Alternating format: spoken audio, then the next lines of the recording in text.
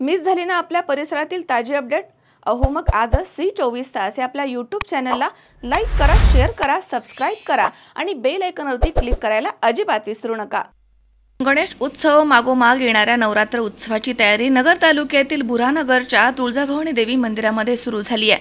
22 September पासून सुरू होणाऱ्या नवरात्र उत्सवासाठी श्री क्षेत्र तुळजापूर येथील तुळजाभवानी देवीचे सीमोल्लंघनाची नवी पालखी बनवण्यासाठी सुमारे 200 वर्ष जुनं असलेल्या पालखीचा ऐतिहासिक दांडा रविवारी 24 ऑगस्ट रोजी बुऱ्हाणनगर वरनं राहुरीकडे रवाना करण्यात आला। भाद्रपद शुद्ध प्रतिपदेच्या मुहूर्तावरती बुऱ्हाणनगरच्या तुळजाभवानी देवी मंदिराचे पुजारी भगत परिवाराच्या वतीनं या पौराणिक दांड्याची विधिवत पूजा आणि आरती करून तो बुऱ्हाणनगर वरनं राहुरीच्या सुतार लोहारांकडे आई राजा उदो उदोच्या गजरामध्ये रवाना करण्यात आला।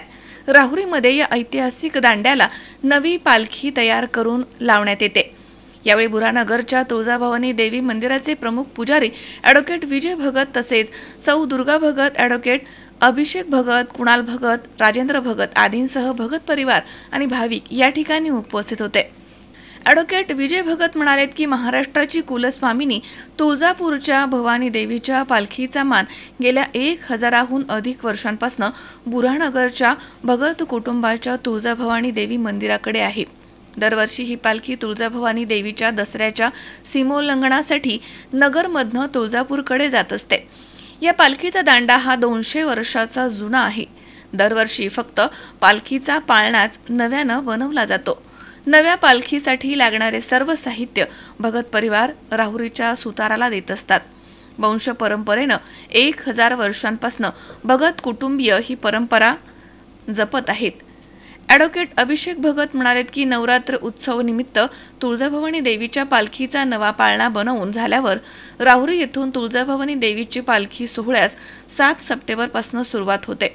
ही पालखी राहुरी, पारनेर आणि नगर तालुक्यातील 40 गावांना सालाबादप्रमाणे जाऊन नवरात्रीच्या 3ऱ्या माळेस बुऱ्हाणनगर येथील तुळजाभवानी देवीच्या या मंदिरामध्ये येते। इथून ही पालखी श्री क्षेत्र तुळजापूरकडे रवाना केली जाते।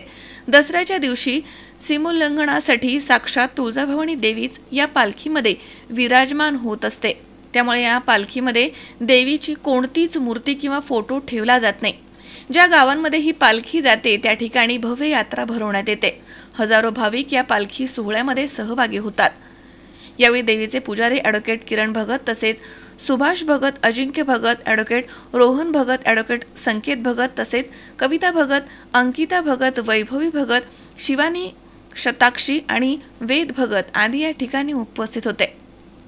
दीपक कासवासी, 24 तास, अहिल्यानगर।